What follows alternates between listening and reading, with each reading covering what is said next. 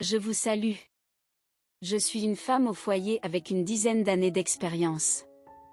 Aujourd'hui, en me brossant les cheveux, j'ai fait une découverte inattendue, une quantité importante de cheveux gris sur le dessus de ma tête. J'ai été très choquée de me retrouver avec autant de cheveux gris, d'autant plus que je n'avais pas encore atteint l'âge de 40 ans. En quête de réconfort, j'ai contacté une amie et lui ai fait part de mes inquiétudes. À ma grande surprise, elle m'a dit que le stress et les soucis excessifs peuvent entraîner des cheveux blancs prématurés, indépendamment des facteurs héréditaires. Cette explication m'a interpellée, car il n'y a pas si longtemps, j'ai traversé une période difficile en raison d'une vague simultanée de chance et de malchance.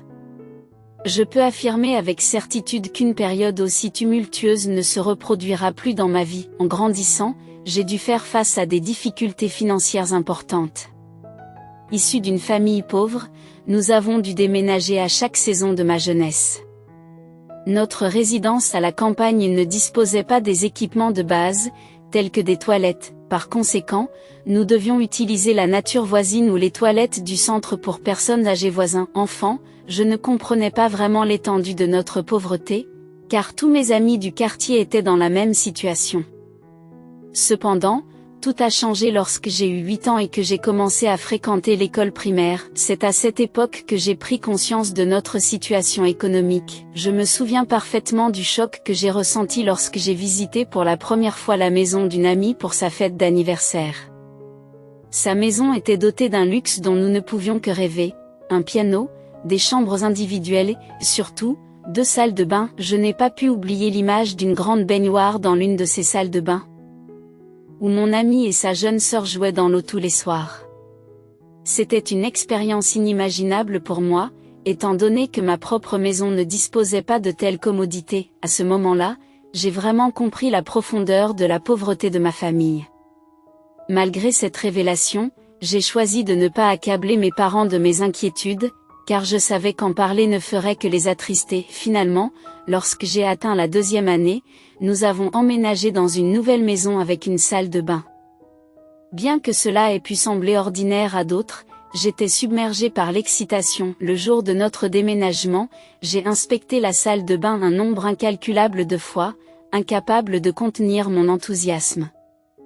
Nous avons ensuite déménagé à plusieurs reprises, mais à chaque fois, j'ai gardé l'espoir que nous nous installerions dans un espace plus grand. Malheureusement, en raison de l'arrivée continuelle de nouveaux frères et sœurs, nos conditions de vie sont restées inchangées, et ce cycle s'est poursuivi jusqu'à ce que j'entre au lycée. Cependant, grâce aux efforts inlassables de mes parents, lorsque j'ai atteint ma dernière année de lycée, nous avons enfin eu la chance de posséder notre propre maison. Bien qu'elle soit petite et située à flanc de colline dans une maison à plusieurs logements, elle revêtait une importance incroyable pour nous. La réalisation de ce rêve de toujours a apporté une grande joie à notre famille. Je n'avais plus à me soucier de déménager, ce qui était un soulagement.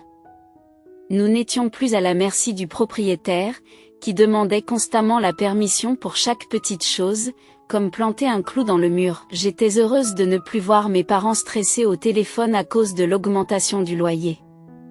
Ils poussaient de profonds soupirs d'inquiétude, mais notre joie était de courte durée lorsque mes parents ont racheté la maison.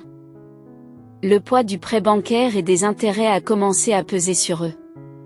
Bien que notre rêve de posséder notre propre maison se soit réalisé, notre vie quotidienne est devenue financièrement plus difficile qu'auparavant. Pour joindre les 2 bouts, notre père s'est même mis à conduire pour Uber après le travail, et notre mère a travaillé sans relâche comme femme de ménage, sans aucun jour de congé. Mais quels que soient leurs efforts, nous avions toujours des difficultés financières. En tant que fille aînée de la famille, je me sentais obligée de partager le fardeau de mes parents, surtout avec 2 frères et sœurs plus jeunes et la perspective de l'université qui semblait être un rêve lointain. Heureusement, j'avais étudié le design dans un lycée professionnel, ce qui m'a donné un avantage. J'ai pu trouver un emploi dans une petite agence de publicité, qui ne comptait que 4 employés au total. Bien qu'il s'agisse d'une petite entreprise, c'était la meilleure option pour moi, compte tenu de mes compétences. En fait, c'est la seule entreprise qui m'a proposé un emploi. Nous nous occupions principalement de publicité locale, créant des affiches pour les supermarchés des environs, des promotions sur les réductions et des prospectus pour les restaurants de poulet qui venaient d'ouvrir leurs portes. Malgré la taille de l'entreprise, la charge de travail n'a jamais cessé, ce qui nous a permis de verser nos salaires à temps. Je faisais souvent des heures supplémentaires pour aider le concepteur principal. Même si le travail n'était pas trop difficile, il était très différent de ce que j'avais appris à l'école. Au début, j'ai eu du mal à supporter les critiques, mais j'ai réussi à acquérir une expérience pratique précieuse et à m'améliorer considérablement en peu de temps. Un jour, alors que je continuais à apprendre les ficelles du métier, la conceptrice principale a décidé de démissionner en raison de la faiblesse de son salaire. Dans un moment de calme, elle m'a pris à part et m'a conseillé de chercher un emploi ailleurs. Elle m'a prévenu que si je restais, le patron continuerait à m'exploiter pour un salaire dérisoire. Même si j'en étais consciente, je ne pouvais pas simplement changer d'entreprise sans acquérir plus d'expérience. Pour l'instant, il valait donc mieux que je reste. Cependant, 2 semaines s'étaient écoulées depuis le départ du concepteur principal et le patron n'avait fait aucun effort pour trouver un remplaçant. Entre-temps, je me suis retrouvée à gérer avec diligence mes propres tâches et celles du concepteur principal. Le fait de me retrouver sans superviseur direct à un moment où j'avais besoin d'apprendre beaucoup m'a causé beaucoup de désagréments. Cela m'a amené à me demander sérieusement si je ne devais pas chercher un emploi dans une autre entreprise. Cependant, rien ne garantissait que je trouverais un emploi immédiatement. Le maigre salaire que je recevais affectait à la fois le bien-être de ma famille et mon avenir, je ne pouvais donc pas prendre le risque. Mon patron, qui était bien conscient de ma situation, m'a fait effectuer diverses tâches, allant du nettoyage à la consultation avec les clients en passant par la conception. Il me qualifiait de multijoueur, mais en réalité, il me forçait à travailler comme un esclave pour un salaire dérisoire. Vous êtes-vous déjà demandé comment les stars du sport pouvaient faire partie des meilleures équipes de l'English Premier League, EPL? C'est parce qu'ils sont polyvalents et qu'ils peuvent exceller à plusieurs postes. Être compétent dans de nombreux domaines permet de rester compétitif et d'avoir de meilleures options pour gagner sa vie. Jamie, tu es aussi ce joueur polyvalent vedette. J'espère que tu travailleras avec diligence et que tu croiras en toi, comme n'importe quel autre joueur vedette. Si un joueur vedette comme toi recevait un salaire comme le mien, travaillerait-il aussi dur pour l'équipe? S'il se tait. Je ne lui en voudrais pas autant. J'ai enduré chaque jour, attendant l'occasion de m'échapper de cette entreprise. Une fois mes compétences suffisamment affinées, un client a exprimé son mécontentement à l'égard d'un prospectus que j'avais conçu en suivant les instructions données par le précédent concepteur principal. Le client, un jeune propriétaire d'un petit restaurant, s'est présenté à notre bureau le matin, encore vêtu d'un tablier, en demandant qui avait réalisé le dépliant. En entendant cela, mon patron a rapidement fui les lieux. J'ai eu peur et j'ai eu envie de me cacher. Dans la mesure du possible, mon patron aurait menti au propriétaire du restaurant et tenté de lui faire porter le chapeau. Je pense que l'ancien concepteur avait commis une erreur avant de quitter notre entreprise, mais nous prendrions nos responsabilités et recréerions le dépliant. J'ai demandé au client de ne pas s'énerver et lui ai accordé quelques jours pour livrer une nouvelle version de la plus haute qualité. Lorsque mon patron a promis de refaire le flyer, le restaurateur s'est calmé et est parti. Cependant, mon patron est devenu furieux contre moi. Jamie, il s'est demandé pourquoi il m'était si difficile de créer un menu, de placer une image et d'utiliser une police de caractères appropriée. Il a contesté ma prétention à être un designer et a exigé que je crée un nouveau menu, même si cela signifiait rester debout toute la nuit et l'imprimer à nouveau. Honnêtement, je n'étais pas confiant, car j'avais déjà fait de mon mieux ce soir-là, après le départ de mon patron et des autres employés. Je devais rester seul au bureau pour terminer la tâche, mais il me semblait impossible d'y parvenir en si peu de temps. Après réflexion, j'ai décidé d'aborder la situation plus ouvertement. J'ai abordé le propriétaire du restaurant avec un réel remords, lui expliquant que j'étais responsable du dépliant, reconnaissant ses lacunes. J'ai suggéré un remboursement afin qu'il puisse s'adresser à une autre société. De manière surprenante, le propriétaire m'a tendu un bol de soupe de poulet fumante, m'invitant à la savourer avant de réfléchir à la manière de transmettre efficacement sa saveur. Intrigué, J'ai accepté le bol et j'ai été agréablement surprise par le goût délectable de la soupe, qui m'a rappelé les souvenirs de ma grand-mère. Inspirée, je suis retournée au bureau et j'ai ajouté une phrase de ma grand-mère à côté d'une image de la copieuse soupe au poulet. Avec ce concept en tête, la création d'un nouveau prospectus s'est déroulée sans problème. Une fois terminé et présenté au propriétaire du restaurant, il a exprimé sa satisfaction et m'a confié la conception des prochains prospectus, me libérant ainsi officiellement de mon titre d'assistante. Le concept lui a plu et j'ai ressenti un sentiment d'accomplissement exaltant, comme si j'avais pris mon envol dans le royaume d'un véritable designer. Motivée par cette nouvelle passion, je me suis inscrite dans une école de design pour affiner mes compétences, en suivant assidûment les cours après le travail. Bien que la charge de travail me fatigue, mes compétences s'améliorent de jour en jour, ce qui renforce ma confiance en moi. En cours de route, une relation amoureuse s'est nouée avec le propriétaire du restaurant, qui avait remarqué mon dévouement dès le début. Un soir, alors que je travaillais tard au bureau, il m'a surprise avec des collations tardives, révélant qu'il était conscient de mes heures supplémentaires à travers les fenêtres éclairées du bureau. Nos fréquentes rencontres nocturnes ont fini par déboucher sur une relation amoureuse. Plus tard, j'ai découvert que le propriétaire du restaurant m'observait depuis mes débuts dans l'agence de publicité située de l'autre côté de la rue, et qu'il avait orchestré la collaboration commerciale pour initier le contact. Cette personne méticuleuse et attentionnée est devenue mon mari.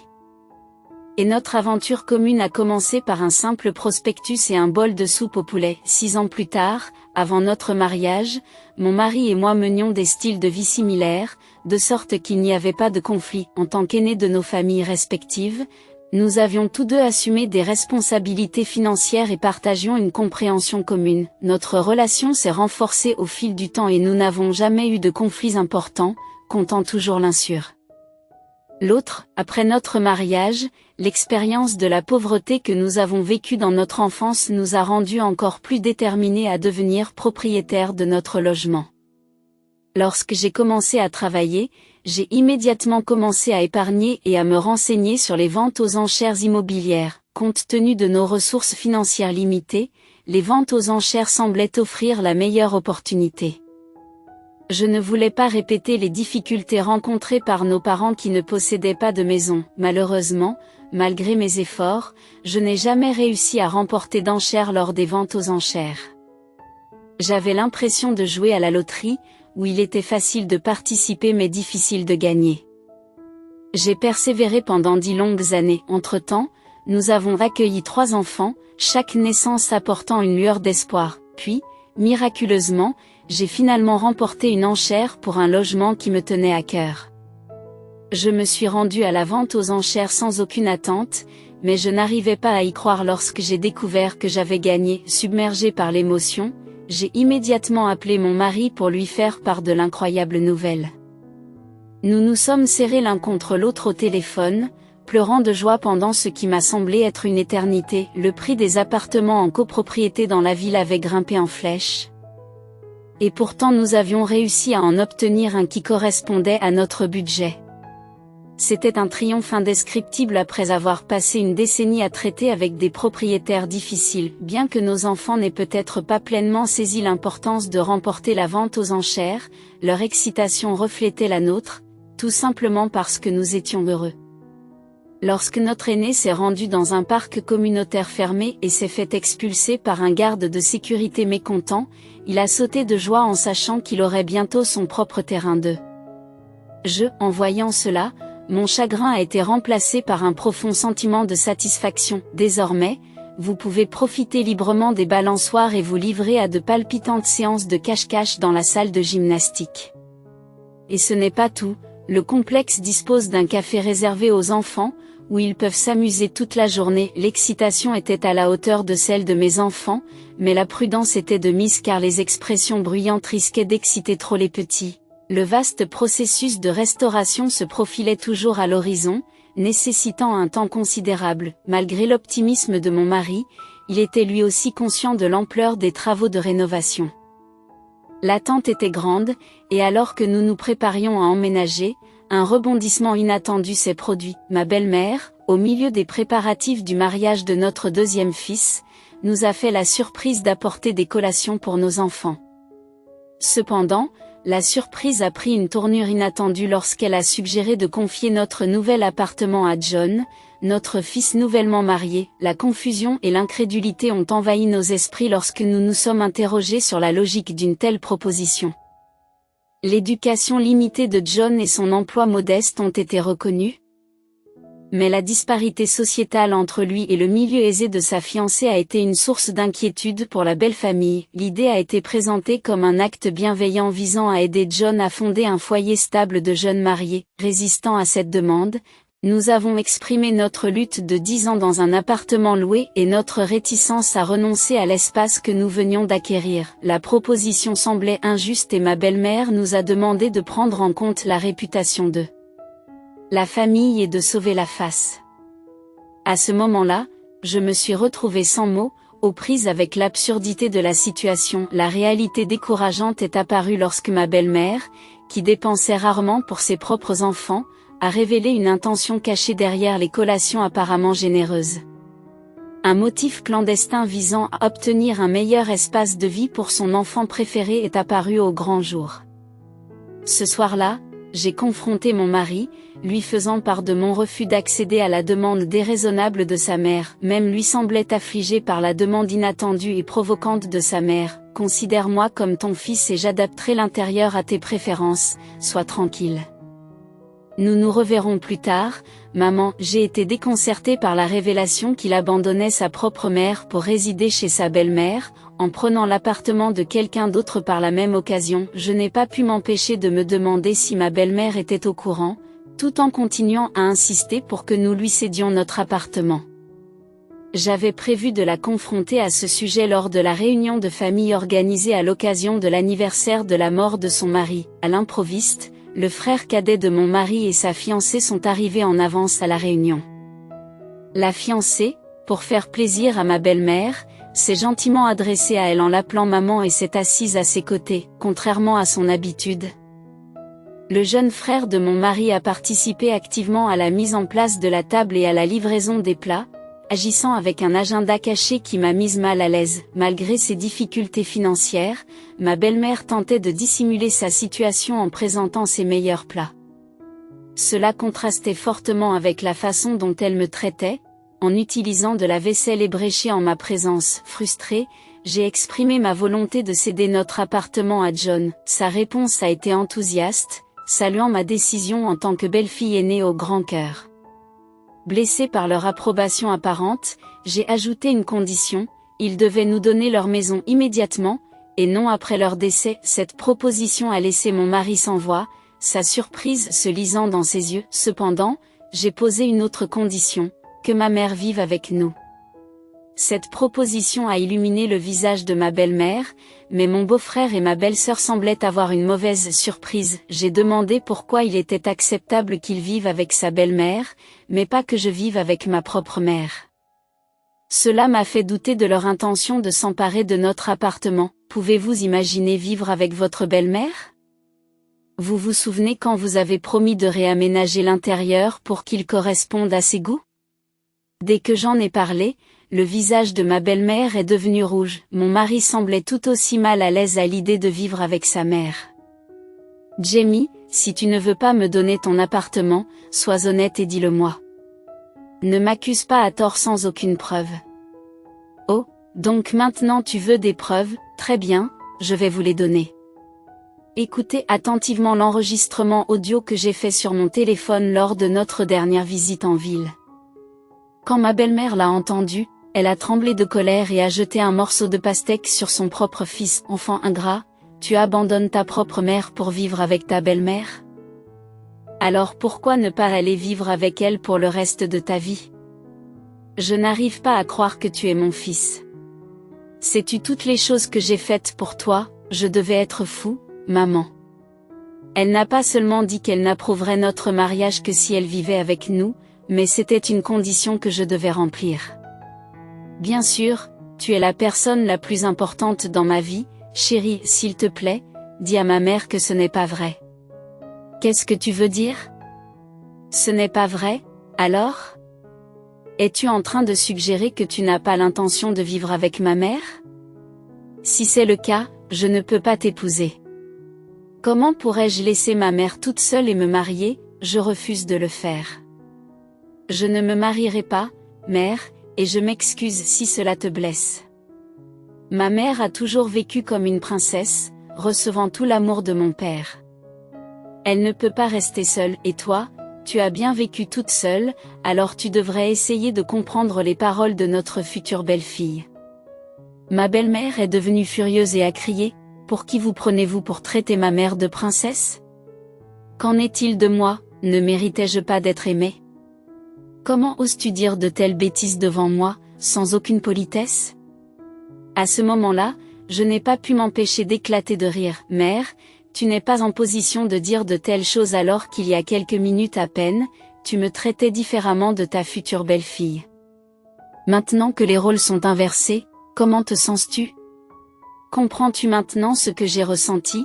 Pourquoi vous êtes-vous donné tant de mal pour revendiquer la propriété de l'appartement, John? N'essayez pas de prendre gratuitement ce que quelqu'un d'autre a gagné au prix d'un dur labeur, mais travaillez dur pour votre propre réussite. Si tu oses encore transformer mon appartement, je te poursuivrai en justice. Tu comprends, chérie? Rentrons à la maison. Notre famille est partie et est rentrée chez elle. Finalement, le mariage de mon beau-frère a été annulé et nous nous sommes fâchés avec ma belle-mère et mon beau-frère à ce sujet. En conséquence, mon mari et moi avons décidé de rompre nos liens avec sa famille. La semaine dernière, nous avons enfin emménagé dans le condominium que nous avions tant désiré. Mes yeux se sont écarquillés lorsque j'ai vu nos enfants jouer joyeusement dans la baignoire, rappelant la luxueuse baignoire de mon ami que j'avais toujours enviée. J'ai l'intention de créer d'innombrables beaux souvenirs dans cette maison. Nous faisons de gros efforts pour assurer un avenir meilleur à notre famille. Je vous remercie d'avoir prêté l'oreille à mon histoire. Je vous souhaite à tous une bonne santé et du bonheur. Votre soutien, comme le fait de liker et de vous abonner, serait grandement apprécié. N'hésitez pas à faire part de vos commentaires avisés dans la section des commentaires. Je vous souhaite une excellente journée.